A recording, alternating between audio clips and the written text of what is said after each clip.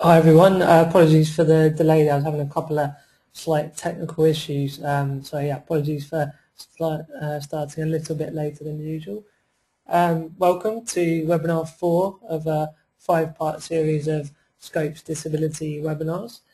Fair few familiar names on there, so welcome back. Good to see you still logging on and engaged with the project that we're myself and Sunnier Days, my social enterprise, working in partnership with Scope to sort of, I guess, use a platform of my quite personal experience of disability and the different things I've learned over the course of my life. And as I've sort of been explaining, trying to draw in on things I know from friends who have a disability, and also through my online projects with the blog and the online magazine as well, sort of a broader community interaction as well.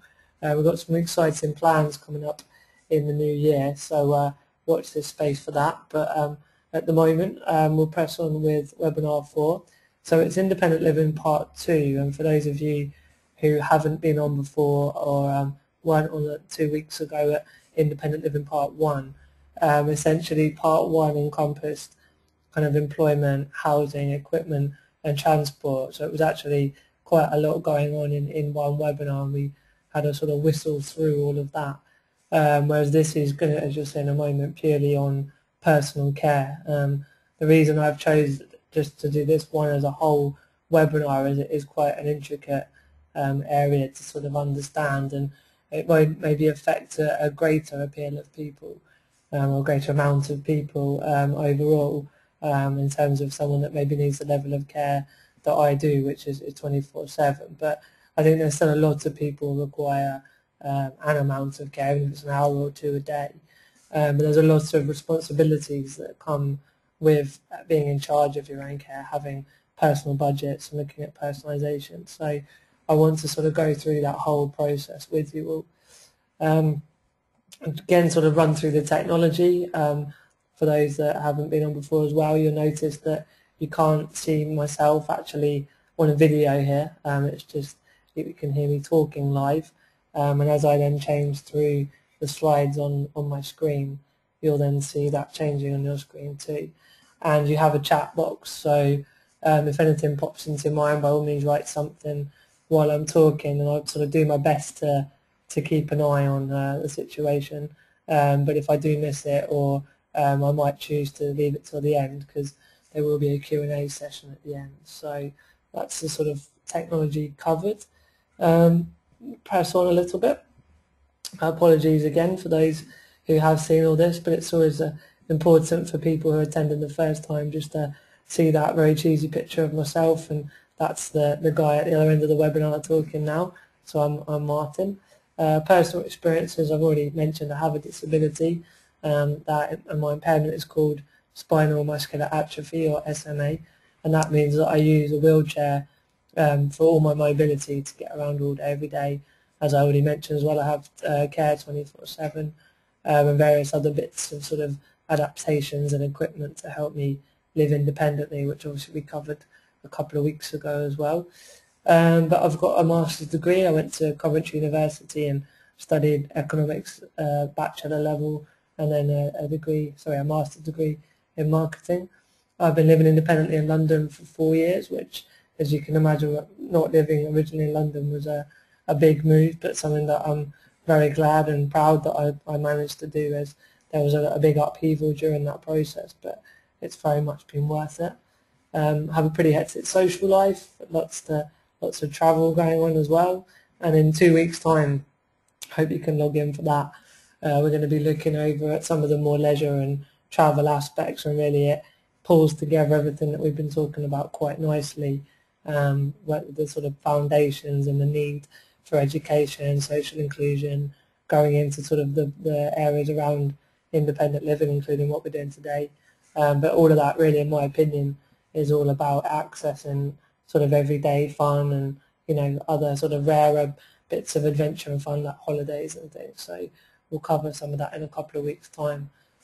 Professionally, excuse me, we touched upon work experience. I've done, did some work experience at school, and then my sort of broader career really was out of uni, working for Scope mainly as a fundraiser, but did lots of other bits and bobs around, delivered diversity training, lots of campaigning, just getting involved in the Scope campaigns, fair amount of media work, which has continued since leaving Scope as well, and obviously doing research, around the fundraising proposals that I used to help write.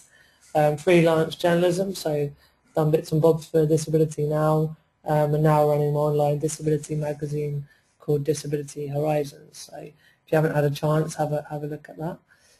Personalisation, which is all what we're here to talk about today, and I've done a lot of that with Hackney Council. I've been their personalisation champion, and again, sort of very much talking about my personal experiences and trying to get other people to understand, I guess, the pros and the cons of personalisation, and we'll look into this a lot throughout this next sort of 45 minutes or so. And obviously social media and new media, so webinars and online blogs and all of that world. So yeah, I'm running my own social enterprise, which is called Sunnier Days. It has an aim to change the world for disabled people, and I see that as a very two-pronged area. I think a bigger part of what I do is to work with disabled people and sort of say, look, everything and anything is possible. It's just about understanding what you want to achieve, understanding the barriers that are in the way, and then working out strategies and solutions to overcome those barriers. And then, yeah, kind of using social new media. Sorry, the second prong, here I lost my thread there, is obviously around educating society and improving government policies. So there's still, if you look at the social model of disability, very much a need to get society to understand disability. And I sort of think a lot of the blogs and the webinars as well, can change attitudes in that sense. But I guess my focus is mainly on trying to get disabled people to be more aspirational as well.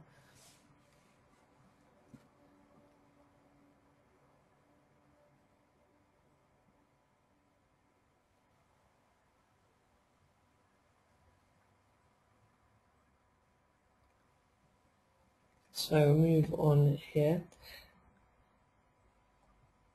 Your outcomes. So this is obviously looking at, this is the stuff when you signed up, you'll have seen this.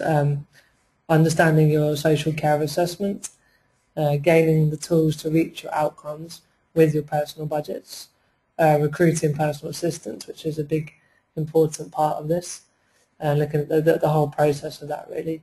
The responsibilities that you have, so around employment law, employer tax, insurance, all of those quite scary sounding, and a lot of people have a fear about that, but sort of trying to decompose it a little bit and understand what that actually means and ways of being able to overcome those difficulties if it's something you don't understand or something you're not really sure how to deal with, and why it is worth using personalisation and how it enables you to live a great life.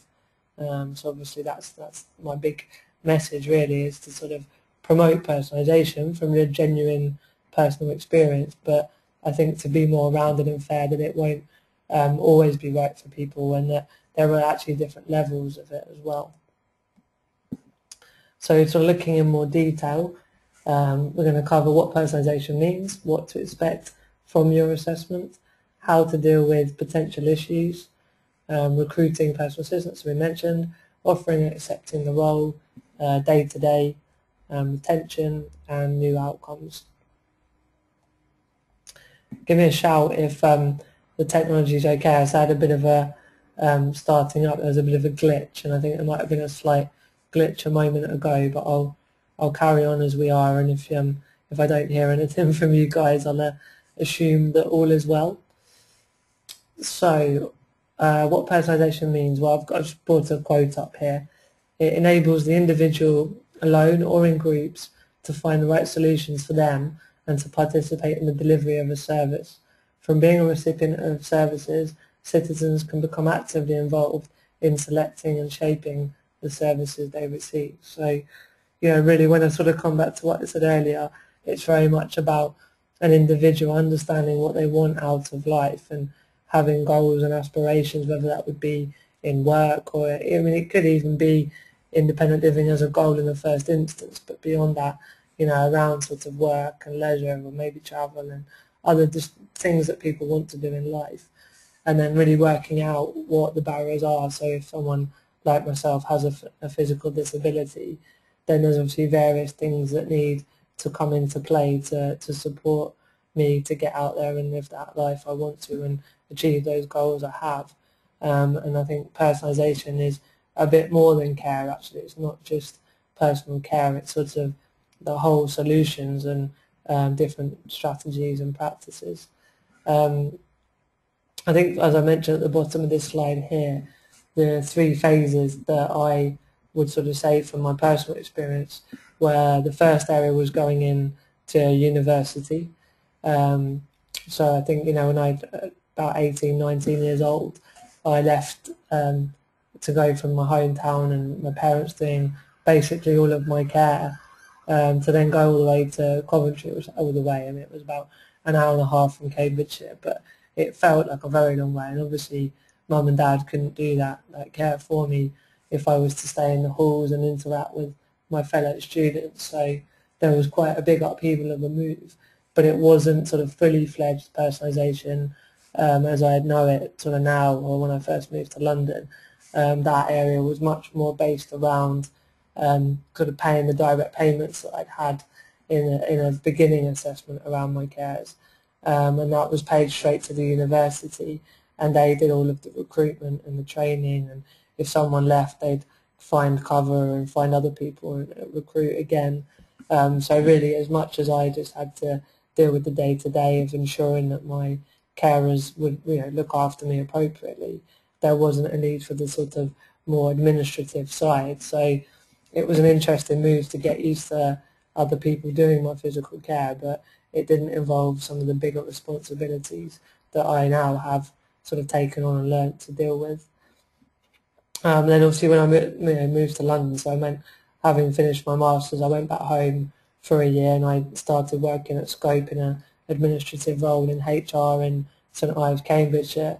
But I always wanted to move to London, and eventually a role came up in Scope's headquarters, which kind of enabled that move to happen through my employer, and it enabled it to happen quite sort of, as a very stressful transition. It was helpful having a very understanding employer as well. But as some people may know who've gone through this, when you move from one local authority area to another, then it's sort of a fall down in the middle. So when I was in Coventry at uni, the budget was still supplied from Cambridgeshire because I wasn't a permanent resident at uni. But in moving to an actual flat that I owned in London, then the whole care package had to be transferred.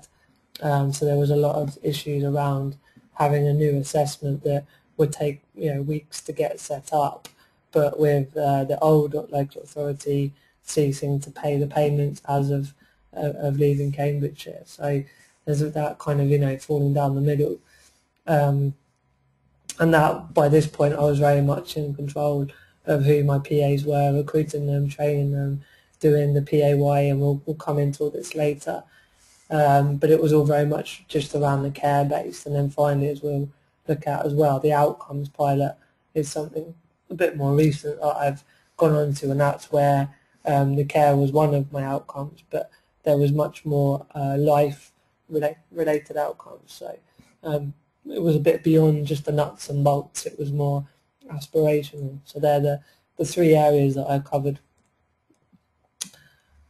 So yeah, when we look at the assessment, and this is for anyone who hasn't gone through this process, it's just to try and share a bit of personal information on my experience of what went on, and it's sort of broken down to 3 areas really. The question mark, and we'll look through some of the questions in a minute, but basically there are lots of questions that are going to come from your social worker to work out what your needs are. And then once there's sort of an element of what are your, to a degree aspirations, but certainly what your needs, then it's about the resources. And I put money there because as much as, there are other areas beyond money, the funding is clearly of paramount importance. And so, yeah, I think once you've gone through the questions and things have been looked in that sense, you'll look at whether there's other equipment, other funding, other scenarios that then in the third picture there is that sort of beautiful sunset by the Palm Beach, and I think that's a little bit again where I like to throw in my love of sunshine and beaches and travel, but it's also to represent the the final destination. So that's broadly what the assessment tries to achieve, is that it asks the questions to draw out what you need. It's then finding the sort of resources and the inputs that are necessary to fulfill those needs, but then with a view to that nice, happy, fluffy outcome, whatever that is for you and your individual situation.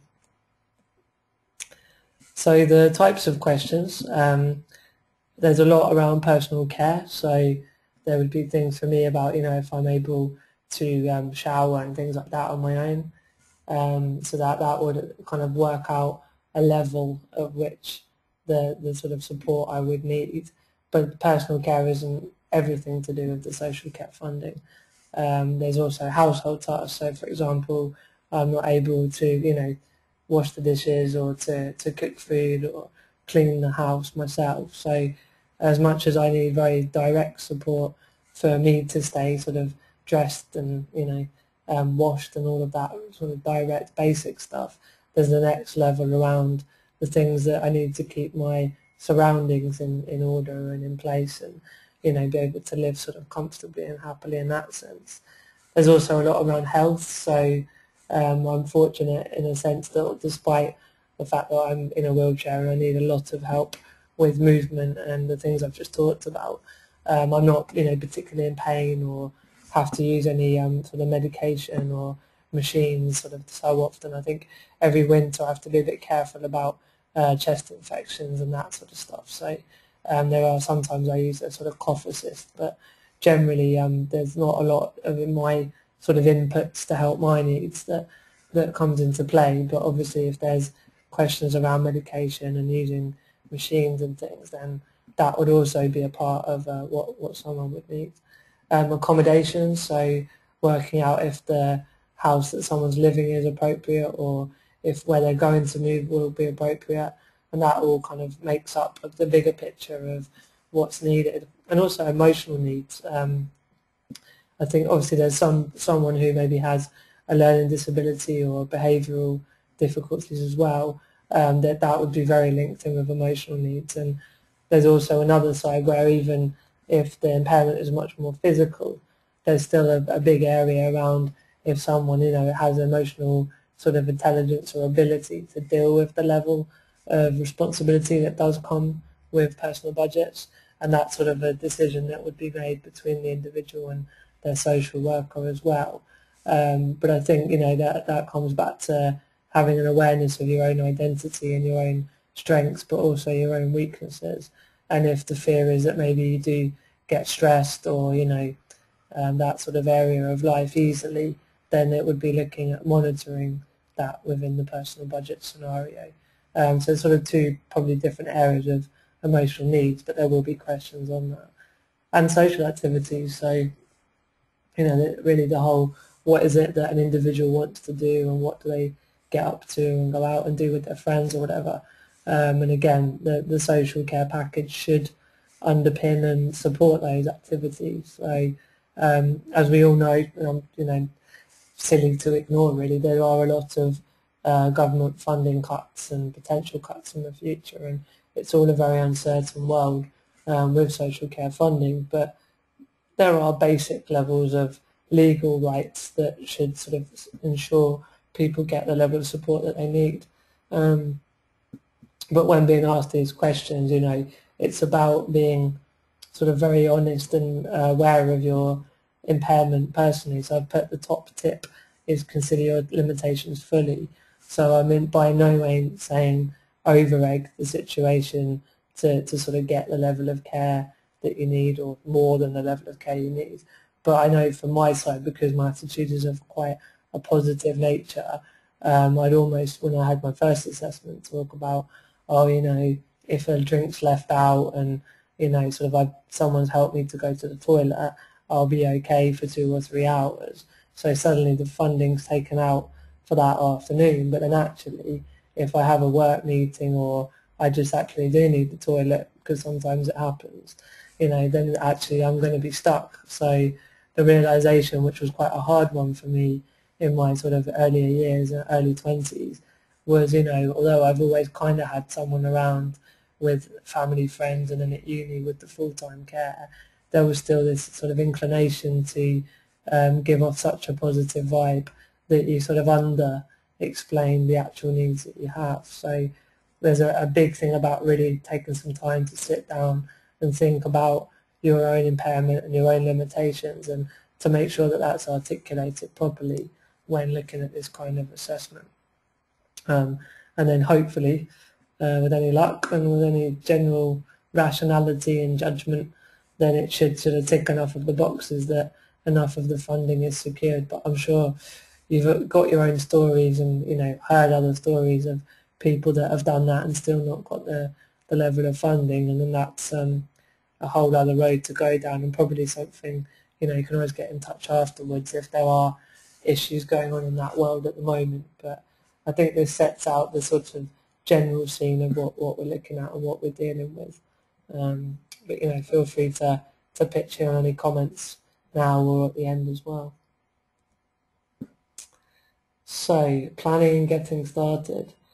So once the assessment has been done and you kind of worked out the needs that you have and the aspirations that you have, they'll then be looking at how much, to be honest, how much budget, as I said, you know, as much as there are potentially other resources, which is the second part I put. Really the key part, certainly when looking for personal assistance, is going to be how much budget. So I always think of it as a pie, and that whole pie doesn't go to an individual as their pay or their, you know, their wage or their salary or whatever it may be. That's sort of the overall budget has to be cut up into lots of different sections, and that will depend partly on if it's direct employment of a PA, or sometimes it can be self-employed, which then will vary to how much the pie is cut up. But certain things that have to be done are liability insurance. So if a PA is sort of injured at work, then the liability insurance that you pay into that policy out of your budget will cover them sort of in the event of that happening. There's also considerations around holiday pay or sick pay as well, and also around the PAYE system. So everyone that works is on a PAYE, which is pay as you earn, and they will receive the sort of amount that they've earned as agreed within your contract of employment. We'll talk about some of that later as well. But actually, there's still money has to go to HMRC, or, you know, the tax man in inverted commas.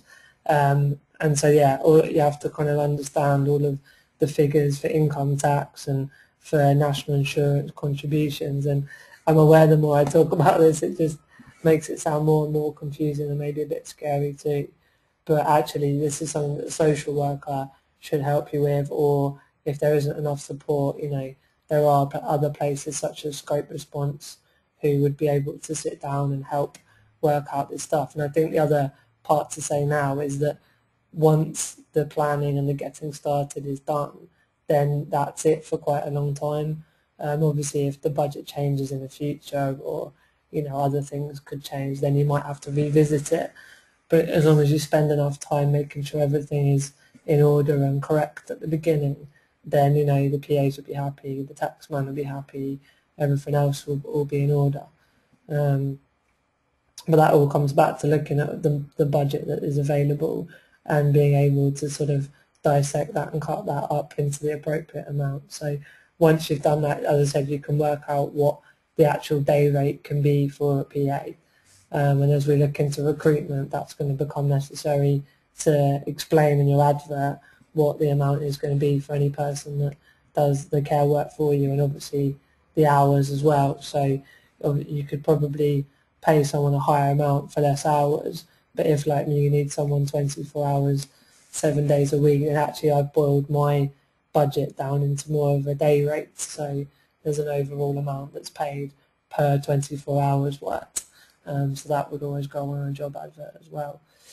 And then other resources, we'll look a little bit later again at some of the sort of other inputs that happen, but that's often around equipment and information. So as much as there'll be budget given by your assessment, then there'll also be other bits and bobs that will be, you know, hopefully the local council will provide, whether it's just signposting or providing like a hoist or something like that. And as you said, understanding the responsibilities, that's a lot of the stuff that we've just looked at. I've mentioned rotors there as well. Again, when we do the day-to-day side of things, we'll look a bit more at the rotors too. And then, yeah, how to meet those responsibilities. So is this something that you're going to do 100% yourself?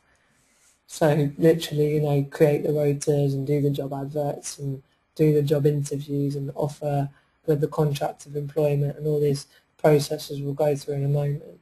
Or is it that you feel it's a bit out of your depth, or it's something you haven't even got time for as well?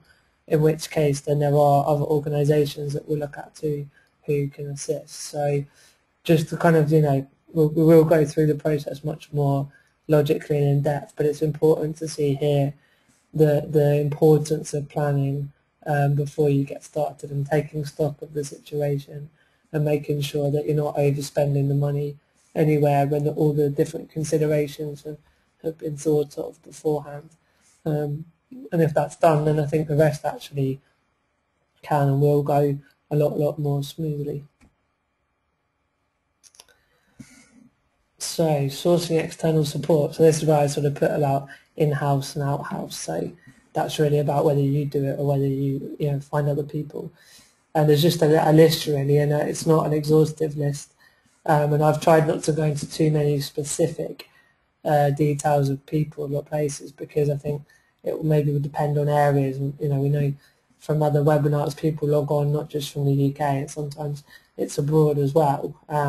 Which in that instance, obviously, always bear in mind the policies will alter, and this is very sort of UK based from my experience. But nonetheless, I think there's some learnings and strategies that people can use. So I'm trying to keep it as generic but sort of thought-provoking at the same time. So I think the first port of call is always the local authorities, to be honest. Social worker who does the assessment and then will tell you of the result, and assuming everything is sort of going to be able to fulfill your needs and things start to move forward, then they should still be able to provide ongoing support and even just help to signpost to relevant places. So I'd always kind of go back to local authorities. But also brokers and agents are available, and that could be within your local authority, so that might be where you're signposted to. But for example, I used a place called the Rowan Organisation, and they basically were up in the Midlands, even though I was sort of in Cambridge and even in London, but they were still helping me out with my PAYE. So I would just send in the days of the rota for the different people who were employed by myself, and they would then put all of the numbers through the machine and work out the different figures. So I just literally was told how much to write a check out for, or pay online as well, so there's online banking. But yeah, I was sort of then just literally told pay X amount to those PAs and then X amount to the taxman at the end of the year or every quarter or whatever it may be. So they did a lot more of that kind of the maths and the paperwork, and then I was just able to keep copies in a ring-binded folder. So as you can tell, even though I'm quite sort of have always been quite proactive and I understand the process, because I'm also been very busy with working and going out with friends and getting on with living life, which, as I always come back to, is the whole point of this. Then yeah, I think there is always a kind of positive of going to brokers or agents as well, and that sort of then would cover things about payroll, human resource advice, tax. So, and I think again, always use the internet. If there's something you're not sure, just try googling the issue that you have and see what pops up. But certainly there might be more specific areas about payroll, human resource advice and tax as well. Certainly the HMRC website is good for tax, just to be clued up on general elements that need to be known.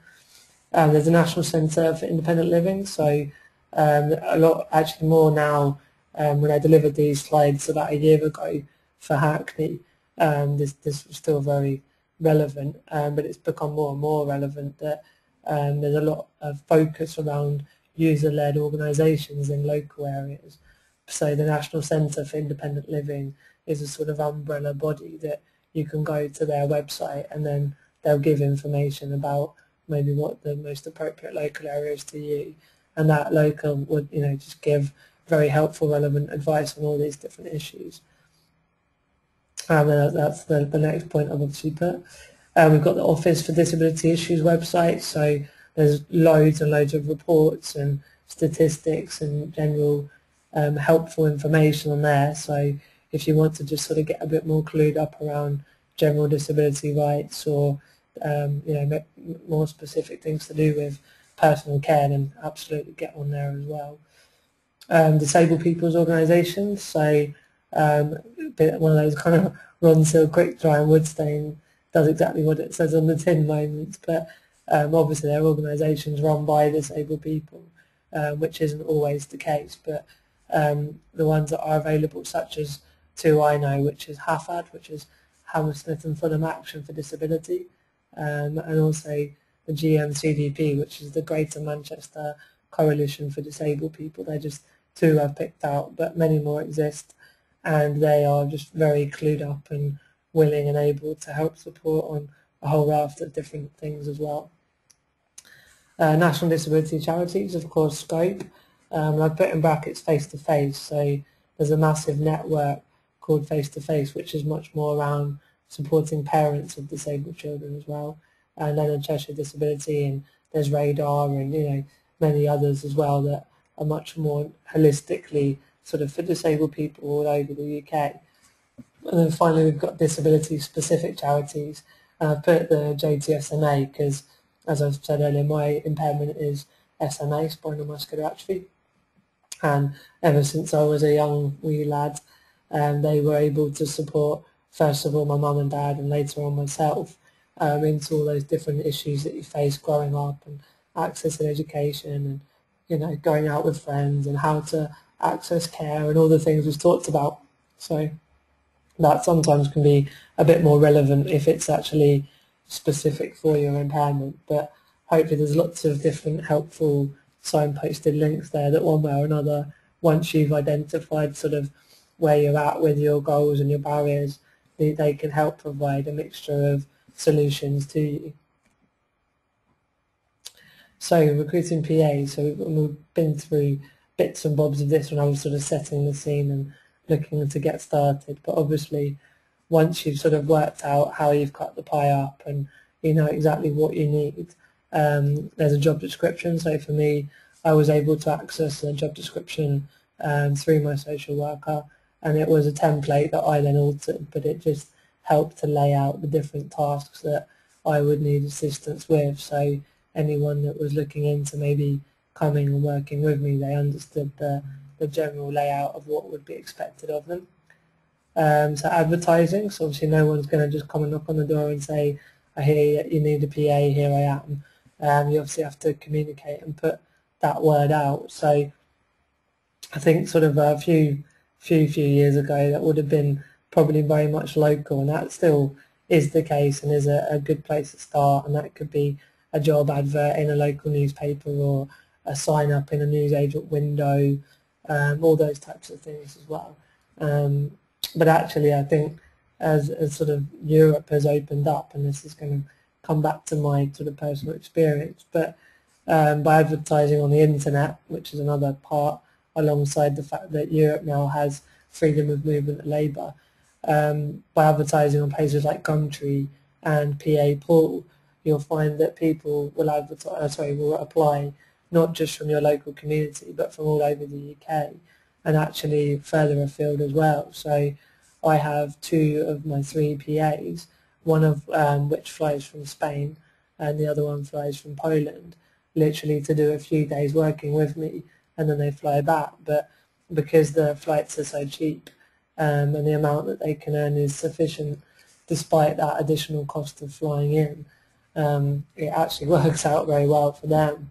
But obviously that's all down to preference, and you know, when you're looking at a job description, that will be partly thinking about the people that you want to help look after you, and you can sort of hone in on sort of the type of person and their skill sets and their personalities. So, but from my point of view, you know, it's been an interesting thing having people coming from further afield who are very willing and able to look after my needs. So just something to kind of consider there, I suppose. But also networks. So I mean, when I first moved to London, I didn't actually advertise and do a big kind of recruitment drive. It was actually just asking through friends and family and former PAs that I was looking to move to London and required a couple of people to work with me. And basically, yeah, they sort of through those networks, I found 2 people. So that was a quick away, and there's an element of trust already instilled when someone has been recommended. So there's lots of considerations in that way. But I think it's one of those, don't put your eggs in one basket and try all the different options. Another thing to mention actually on the Gumtree and the PA pool is they will cost to advertise, and that can and should come out of the personal budget. But again, that then would be about when you're planning, you might want to keep a bit of money back for the advertising spend.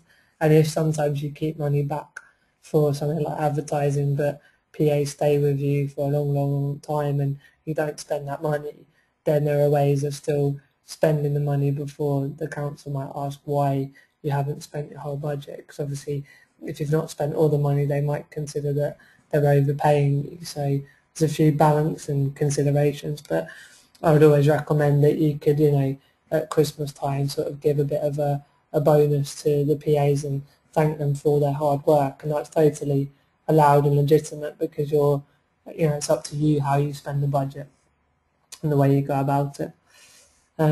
Interviewing is an interesting one. Again, it's not something I've had as much experience of, but I know a few friends that have mentioned that, and I think once the job advert's gone out and people have applied by filling out a form, then you'd shortlist looking at the criteria you have compared to the form they've filled out, and you'd shortlist to maybe 3 or 4 or 5 people that you think might be able to work out and suit what your care needs are, and then obviously you want to meet them and have a bit more of a chat. And under employment law, which we mentioned earlier, the decisions you base, the basis of your decisions about who you recruit need to be quite logical and factual and have sort of an element relating back to the job description. So no one can kind of accuse of inequality or discrimination in the way you've chosen. But equally, I think you will always get a gut feeling about someone that's right or wrong for you, and I think there's always an element of trusting your gut instincts as well. So those interview questions, should look at how able someone is to do hoisting or showering, whatever it might be in a more physical sense. But I think it's absolutely fair enough to ask about if they like going out socialising and, almost if there are a common ground, because, from my side, all my PAs live in the flat with me. So it's very, very important that you can get along, because it's almost a friendship, or maybe not a friendship, but it's very much, a sort of flatmate scenario as well. So it's important that you can get along with one another.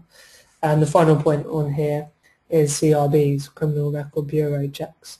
So whenever you're sort of getting towards recruiting someone, you can run CRBs, and that can be done. Again, the money would probably come out of the personal budgets, and there are organisations that will run that on behalf of you. And again, it would be a bit of a local authority question to see the best thing for your area, but that just then runs checks against the database to see if a person has any past criminal offences, and then even then, if they do, you can still make a judgment call if it affects their ability to do their care job. But it just helps to safeguard and screen against people who maybe have a history that you're not going to feel as comfortable with if they're helping you in a very personal way. So that sort of a sentiment there comes into offering the role. So once all of the interviews and basically decided the exact person or a couple of people that you're happy to and want to employ, there'll be contracts, so that will outline the terms of whether it's employed or self-employed, the amount of money per day or per hour, the amount of hours or days that would be worked on a typical week or month, and all those sort of general parts that make up. And again, there are template contracts that can be made available. You might want to have a probationary period, so a couple of months for both of you to sort of check that you feel happy and comfortable with each other, because obviously as much as you may take a while to get used to someone new doing your care for you, equally they might not have realised what the job entailed or not feel as comfortable as they thought they would. So having a month or two enables you both to just test the water and see how it goes. I've mentioned a few times employed versus self-employed. I know certainly the benefits of self-employed is that it does free up a part of the pie that we talked about, because there isn't then a need for the employer's national insurance contribution.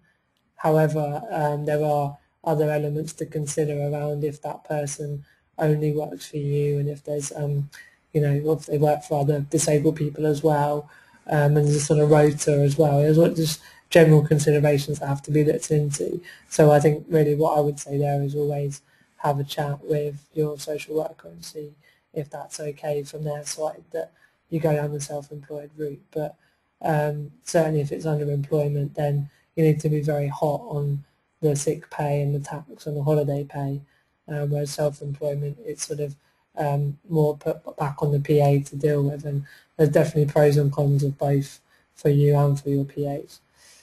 So pay, we talked about that. Days worked, we mentioned that.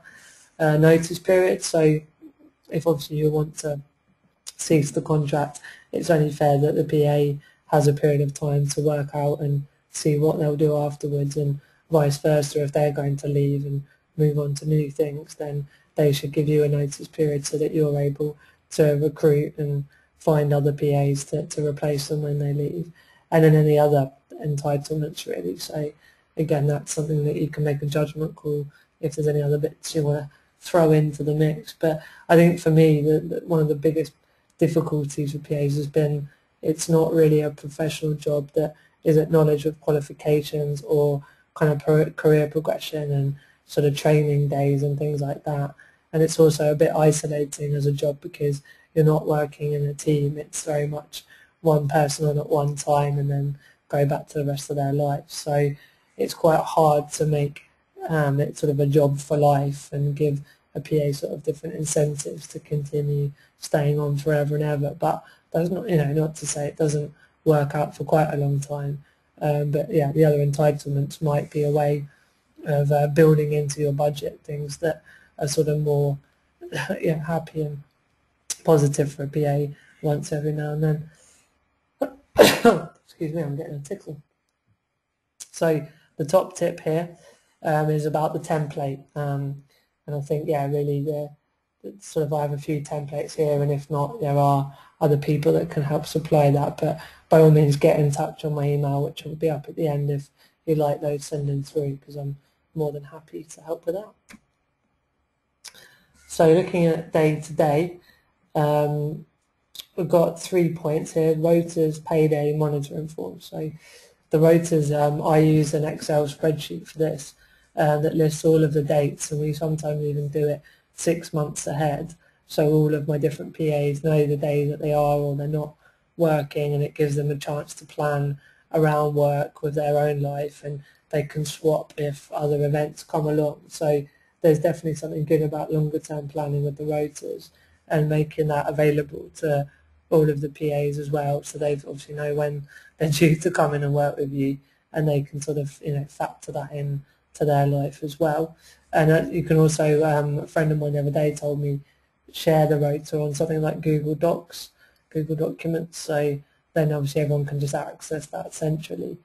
Payday, so for me it was a bit of a random day, but every 8th of the month is when payday happens. So that's when I'll literally look back at the last month, total up the day's work times the day rate, and then pay all of the PAs, the amount for that month. So and if you haven't picked up, mine are now self-employed, so they're very much responsible for doing their sort of tax returns at the end of the year and that world, and that's enabled there to be a bit more in the pot. But I'm going to review that again in the new year and see if it's the sort of the right thing to do, or whether it's going to be better to bring it back to employment and offer some of the other entitlements we talked about. So it's an evolutionary thing, and I've changed lots of things over the the 4 years I've done it as well.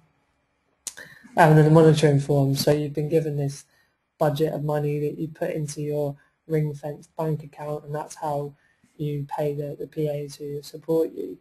But then every quarter the council needs to see proof that you have paid that money on, certainly on PAs, but some of the other stuff we talked about, so on tax, on insurance, liability insurance, on other bits and bobs that we've mentioned, but certainly not on your own holiday or on your own drinking fund. It has to only be on care. So the way that works is you print off all the bank statements for the 3 months prior, and then you have all records of payments out and payments in, and then the council are able just to double check that everything is in order and as it should be. So retention, I mean, this is sort of what I mentioned earlier about it's a difficult role to offer, where it's going to have progression and incentivization long term. But I think the key to enabling the sort of the PA and cared for relationship to work longer term is very much around boundaries, and these are all things that I learned over time, and I'm still learning to this day about how to manage it. But always sort of being clear on where the boundaries are. So it is a professional relationship, and a PA is there to enable a disabled person to fulfill those needs they have and to live the life they want to, and that they're not brought in to be just a friend or a companion. And obviously friendships and companionship can come out as a result, and that isn't a negative in itself. But there does have to be definite boundaries that there is a working relationship there. And communication is a very big part, that if either side are not feeling very happy about things, then should be able to talk about what's going wrong and what the problem is, and then also looking at how that can be improved and rectified and fixed. And as I said, when you're living with someone or working with someone 24/7, then there will be sort of patches like that can come up, but it's very much about sticking with it and just talking about that, really. And of course, if there's any issues, then there's always third parties such as mediation, and you can look up the internet for that one. But hopefully, touch wood, then that's not going to be something that has to happen. And then new outcomes, really. So we've looked at I think I touched upon the sort of outcome focused thing that I'd done when I'd sort of worked with Hackney, and the 3 outcomes I originally looked at were to maintain my care, access more sort of health, fitness stuff that I just dropped off a cliff when I was 18, 19, and I was keen to be more sort of looking after my physical well-being. And yeah, basically that the third one, sorry, was about going on an adventure holiday, and yeah, that sort of was all tick, tick, tick. I managed to maintain my care with the same budget.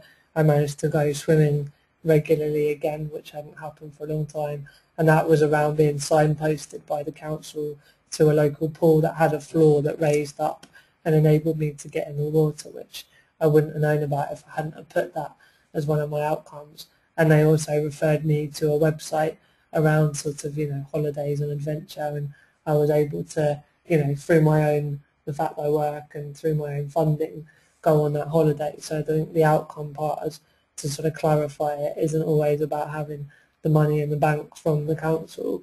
It's sometimes about the right information or knowledge to do something. And then yeah, back to this slide really is to say that even when you've achieved those outcomes, then it's always good to pick new ones and always look to progress and move onwards. So as we often sort of bring up at the end here, it's all about you. So what do you want from life? Is it a cool job, your own home, access to the right equipment? What are the barriers? Are they physical, attitudinal, organisational, or other barriers around the right knowledge, having the right mindset, the skills, or purely the money? But then your solutions and the things to do are to decide what you want to do, find out how to sort of get those strategies, and most importantly, do it. And for those of you that have seen the ebook, The Disability Diamond Theory, there's the 6 parts of resources that I've referred to a few times. So that's sort of, yeah, very much putting it back on to you. So hopefully, if personal care is a goal in itself, then, get the ball rolling, talk to your social worker, look into an assessment and how to maybe move on to personal budgets if that potentially can open up a new world to you, and to discuss the things we've talked about, the responsibilities and the challenges as well. And if you're already on them, but things are not quite as good, then maybe it's time to reevaluate it and improve it. But either way, I think personal care is something that is quite intricate, and I've gone on longer than I normally do, but there's so much information to put out there. But I'm just very keen that you can all apply it to your world and your life as well. And just I've used my personal experience to illustrate how it can work and some of the strategies. So what we've covered, we looked at what personalisation means, what to expect from your assessment, how to deal with potential issues, recruiting PAs, offering and accepting the role, the day-to-day running, the retention, and of course the new outcomes. And that's the other point to stress, is that it's always about progressing and moving on to new things. So yeah, we'll have a brief Q&A. I think I was keener to get the information out there for you guys to sort of look at and learn from. And as I always say, by all means, keep in touch. If there's other things I can help you with down the line, then I'm always happy to have emails. And here's all of my contact details. And of course, if there's anything a bit more sort of professional related, I think I represent the sort of lifestyle advocacy and peer-to-peer support, and I'm always happy and willing and able to do that. But at the bottom down here we can see there's the scope response details as well, and they're full of lots of history and information and knowledge and experience on these different matters as well, and they'd be able to help with some of the more kind of ins and outs of disability rights as well. But yeah, we'll have a couple of questions if anyone has one. So get typing at the moment. And I'll try to see if I can read out a couple before. Let's open up my question box. Everyone's gone a bit shy. I'll tell you what, I'm just going to have a quick pause and a quick swig of my water and let you have a quick type if there are any burning questions out there, whether it's to clarify something better or to probe a bit further into something I didn't go into, or a whole kind of fresh question or perspective. But I'll just quickly click mute and see if anyone has a question.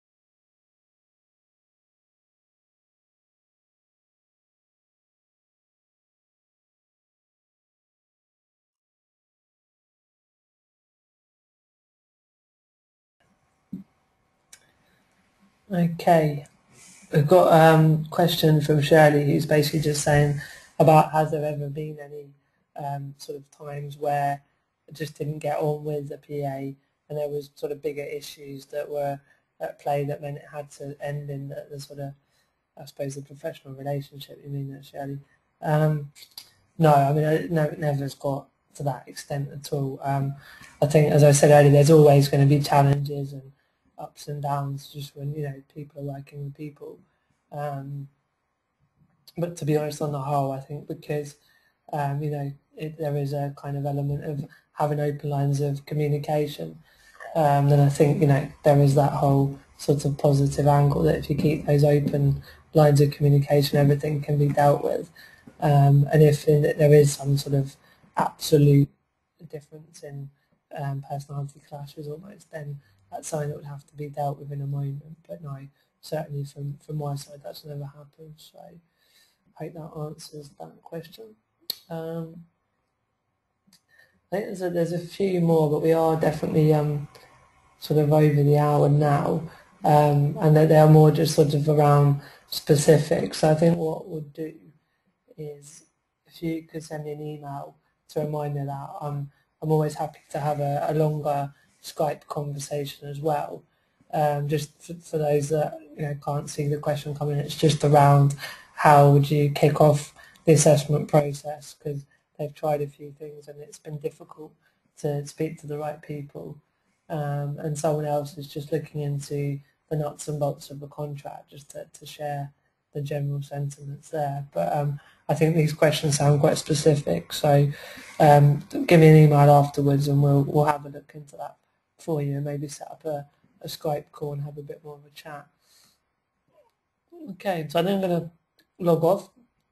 Thank you for all your time, everyone. Sorry about the slight glitch earlier on, but I think we got through that okay and it all worked out well in the end. And I look forward to seeing you in 2 weeks' time for leisure and travel, which from the experience we had on the one through my blog went out really, really well. So I look forward to seeing you all then. Take care for now. Bye.